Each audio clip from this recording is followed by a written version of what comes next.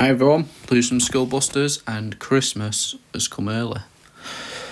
We've got 5 cars in this upcoming update, and this has just been teased by Kaz.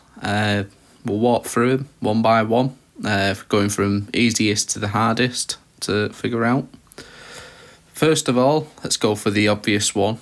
The middle one stands out like a sore thumb, and we all know which one that is.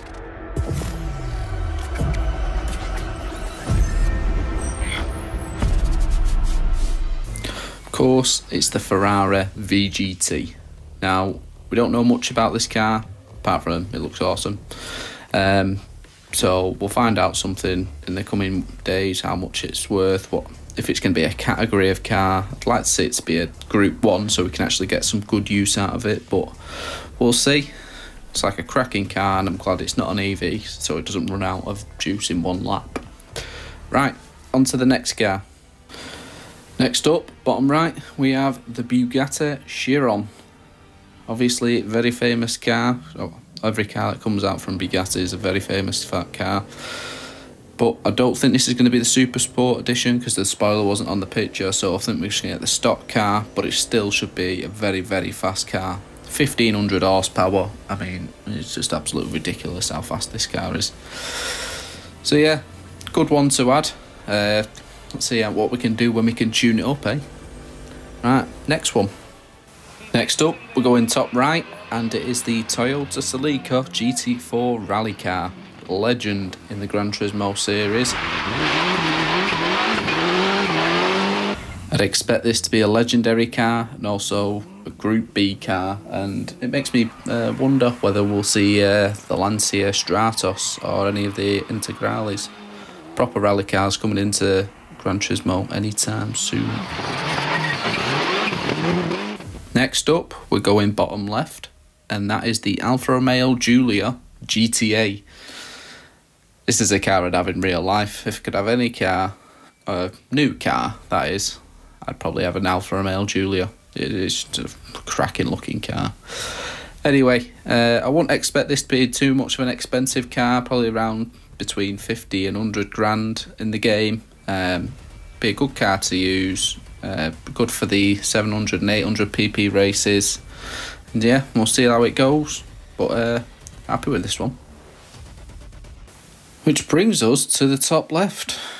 Now, I've struggled with this one, mainly because of bloody spoilers being put on cars, but there's 3 contenders for this car, the way I see it.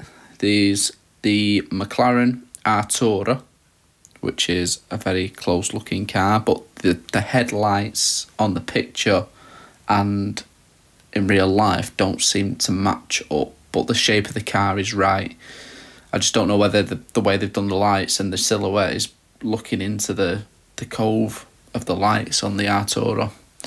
Another potential car, I think this is the right one, but every picture I've seen of it, they've got a spoiler on the back, so I've only seen one picture without a spoiler on the back, so it might be this, but it might be the Chevrolet Corvette C8. And the last one it could possibly be is the Maserati MC20. We'll just have to wait and see on these ones because they all look very similar, and it's just that silhouette of the supercar in it. I mean, there's probably a Ferrari that looks like this out there somewhere, so we'll just have to wait and see. Finally, Nenkai, I don't know if any of you are following on Twitter, but he's well worth following because he does a lot of digging into Gran Turismo to find out all the data that's hidden, what we can't see.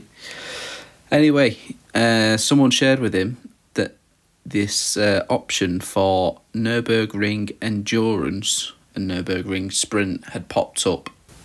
And it says these 2 layouts should be coming in the next update with a few events, so hopefully these are big earners, this, because the Nürburgring is a killer to race around. It's not just a small track, is it? So it's hard to remember your lines, and it's difficult to overtake on. So let's hope that it's a good earner and it's worth its while. And we'll see in the coming update. He says this update should come next week, so next Thursday is usually around the time that I'd expect it to drop. So keep your fingers crossed, and let's hope we get more content. I'll see you then. Adios.